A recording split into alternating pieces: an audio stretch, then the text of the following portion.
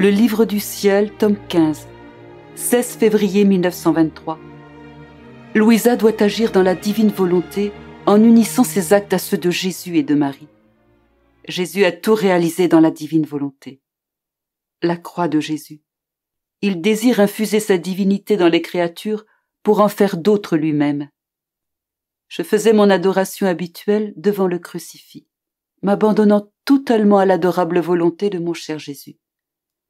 Pendant que je faisais ainsi, je l'ai senti s'avancer en moi.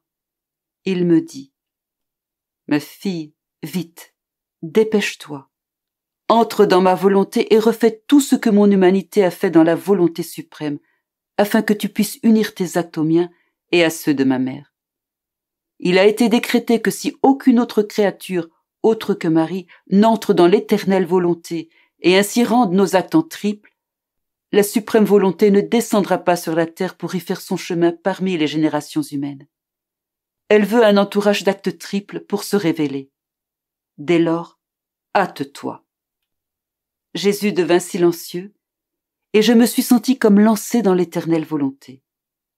Je ne sais comment décrire ce qui m'est arrivé, sauf que j'ai rejoint les actes de Jésus et y ai adjoint les miens.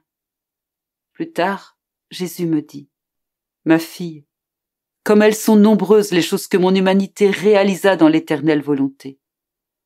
Pour que la rédemption soit parfaite et complète, mon humanité devait œuvrer en l'éternelle volonté.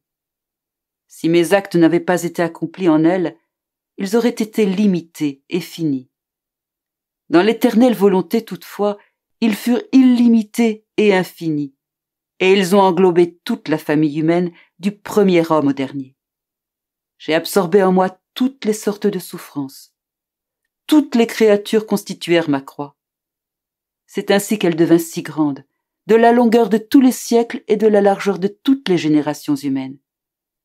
Ce ne fut pas seulement la petite croix du calvaire où les Hébreux m'ont crucifié. Celle-là n'était qu'une image de la grande croix sur laquelle la suprême volonté m'a crucifié.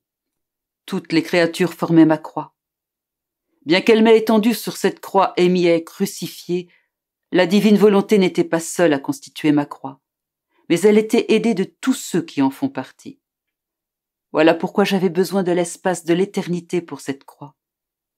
La dimension de la terre n'aurait pas été suffisante pour la contenir. Oh, comme les créatures vont m'aimer quand elles apprendront ce que pour elles, mon humanité a accompli dans la divine volonté et ce que j'ai souffert par amour pour elles. Ma croix n'était pas fabriquée de bois, non. Elle était faite d'âme. Je les ai sentis trembler dans la croix sur laquelle la divine volonté m'avait allongée. Je n'ai refusé personne. J'ai donné à chacune une place. Ce faisant, j'ai dû être allongé d'une manière si terrible et avec des douleurs si atroces que, en comparaison, les peines de ma passion paraissent infimes. Ainsi donc, dépêche-toi, afin que ma volonté puisse révéler tout ce que l'éternelle volonté a réalisé dans mon humanité.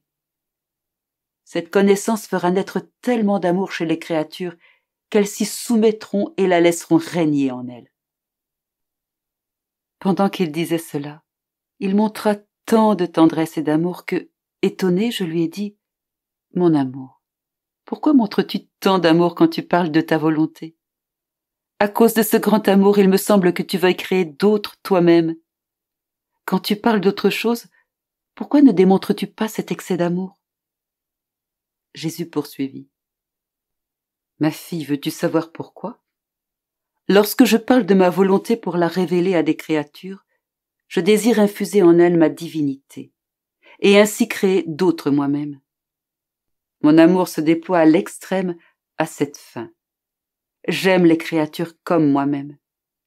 Voilà pourquoi quand je parle de ma volonté, mon amour semble sortir de ses limites pour former l'assise de ma volonté dans le cœur des créatures.